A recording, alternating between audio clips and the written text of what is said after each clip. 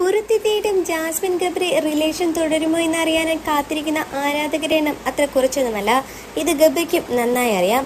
ജാസ്മിനെ താൻ വല്ലാതെ മിസ് ചെയ്യുന്നുണ്ടെന്ന് ഗബ്രി തുറന്നു പറയുകയും ചെയ്തു. ബിഗ് ബോസ് ലൈവിൽ ജാസ്മിൻ കിടന്ന് കാണിക്കുന്നതും ഗബ്രിയുടെ ഫോട്ടോ വെച്ച് കരയുന്നതുമെല്ലാം തന്നെ താൻ കാണുന്നുണ്ടെന്നും അത് കണ്ട് തനിക്കും വല്ലാതെ സങ്കടമായെന്ന് ലൈവിലെത്തി ഗബ്രി പറഞ്ഞപ്പോൾ ജാസ്മിന്റെ വീട്ടിൽ പോകില്ലേ എന്ന ആരാധകരുടെ ചോദ്യത്തിനും ഗബ്രിയുടെ മറുപടി എത്തി.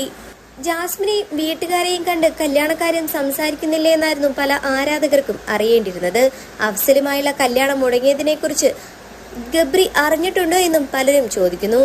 പുറത്തു വന്ന ഉടനെ തന്നെ പുതിയ ജിമ്മും വർക്കുമായി താൻ വളരെയധികം ആക്റ്റീവാണ്. അതുകൊണ്ട് തന്നെ ഇതുവരെ ജാസ്മിന്റെ വീട്ടുകാരെ കാണാൻ സാധിച്ചിട്ടില്ല.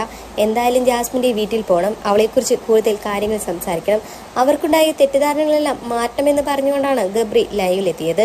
ജാസ്മിന്റെ വീട്ടുകാർക്ക് തങ്ങൾ തമ്മിലുള്ള ബന്ധത്തെക്കുറിച്ച് എന്തെങ്കിലും തെറ്റിദ്ധാരണയുണ്ടെങ്കിൽ അതെല്ലാം ജാസ്മിൻ വന്ന് മാറ്റിക്കോട്ടെ എന്നും അതിനു മുൻപേ താൻ വീട്ടുകാരെ കാണാൻ പോകുമെന്ന് ഗബ്രി വ്യക്തമാക്കി.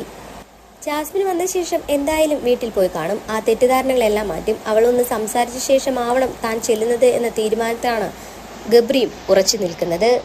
പുറത്തെത്തിയ ശേഷം മറ്റു താരങ്ങളെക്കാൾ ബിസിയാണ് ഗബ്രി. ഇനി പുതിയ സിനിമകളിലേക്ക് എത്താനുള്ള തയ്യാറെടുപ്പിലാണ് താരം.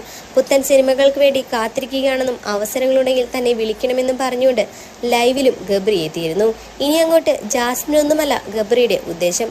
പ്രണയവും ജാസ്മിനും എല്ലാം തന്നെ രണ്ടാം സ്ഥാനം, സിനിമയും തന്റെ കരിയറുമാണ് ഒന്നാം സ്ഥാനം.